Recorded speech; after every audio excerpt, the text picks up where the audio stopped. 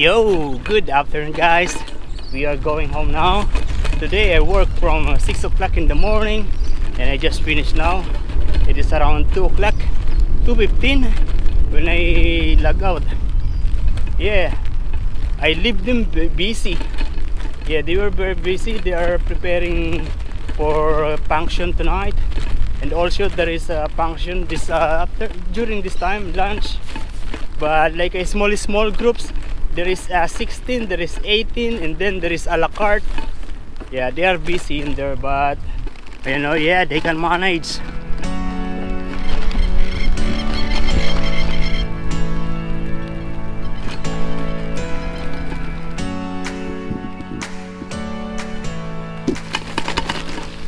It was also raining this morning when I left the house, and it was dark also after raining.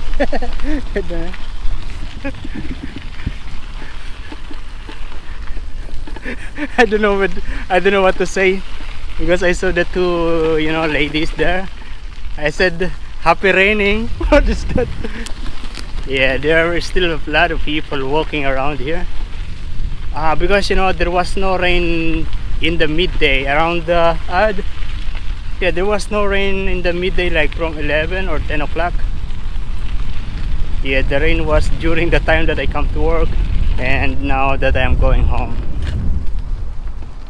And you know, this camera that I am using is not waterproof anymore. I just put you know, masking tape on top of the button for me to be able to use it, but it's not waterproof anymore.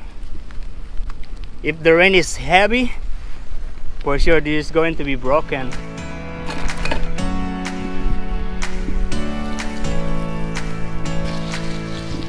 Passing through. Good afternoon.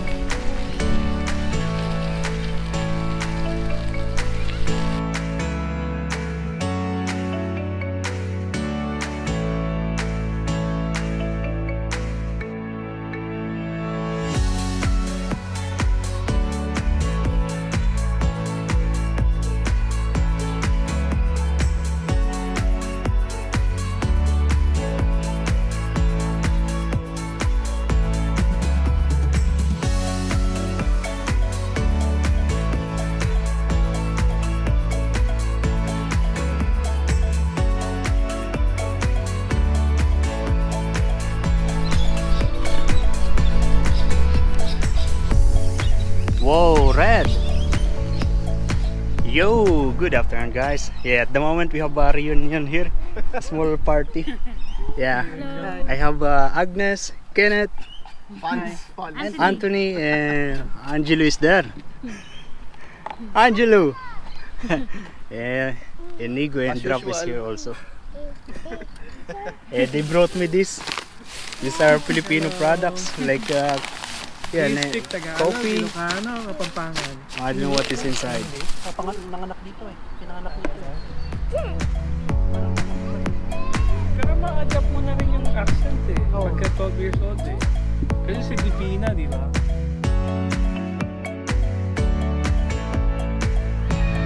Meron din kami mga kasama din na mga waiter na Filipino, di ba?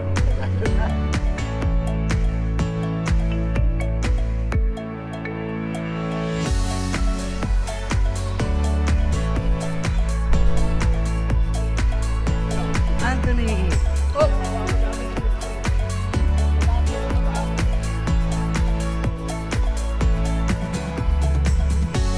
Yeah, this guy is just on break time. Break time!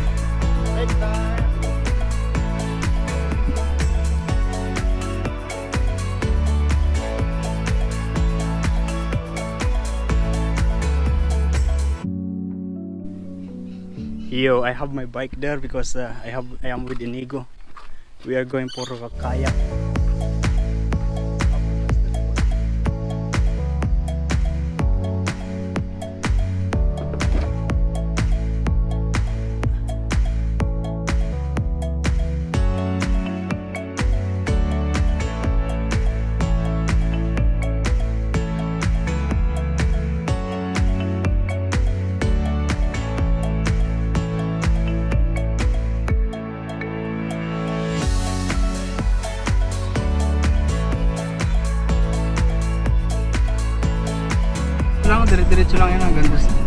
kakalabasan ano na yung pinaka-ilog.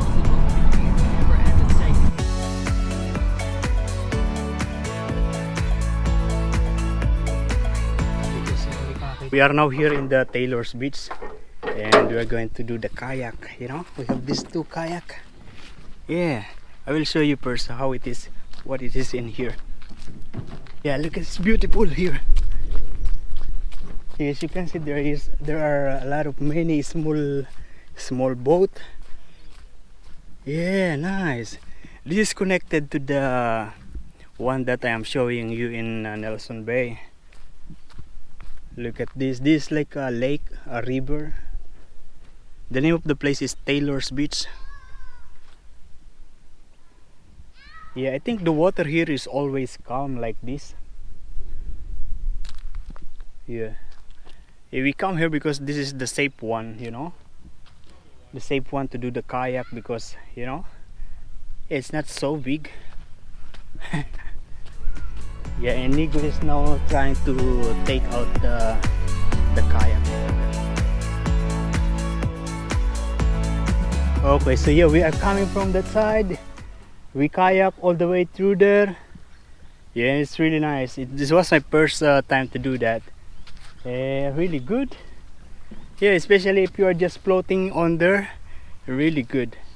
Yeah, this is how it is, the residential area. There are some people inside the house, I saw them. And yeah, this place is very quiet. Yeah. I was using the GoPro Hero Session 4, but it's not really working properly. I didn't bring this because this one is not waterproof anymore.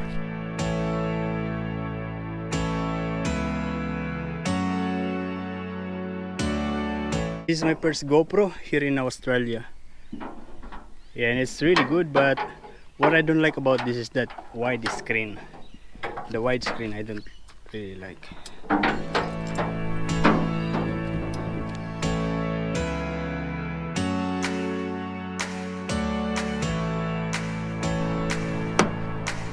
And we are going to the grocery. Inigo wants to cook. Oh my. Okay. Good afternoon, guys. We are going home now.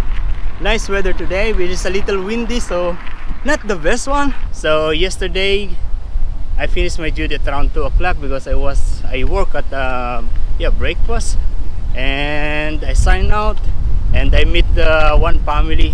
They are coming from Sydney. They come here in Nelson Bay to see the beautiful place, and they also say hi to me. Yeah, thank you Kenneth, thank you Agnes, Angelo and Anthony, Inigo and Rafael. No, not Rafael, but Ralph. They also come to see the guys, and we had a chat, you know, a good conversation about life here in Nelson Bay, that it is good here. Oh, they don't show it.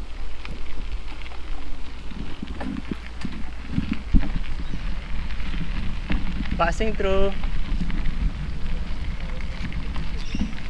Passing through. Sir, good afternoon. Thank you. Yeah, we had a chat for around 1 hour. It was a good conversation, you know.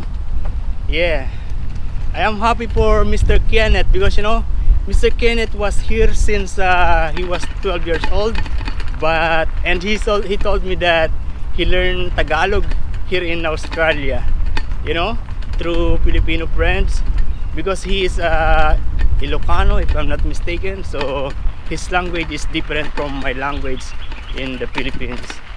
Yeah, so basically his first language is English, and then he learned Tagalog here in Australia. Good.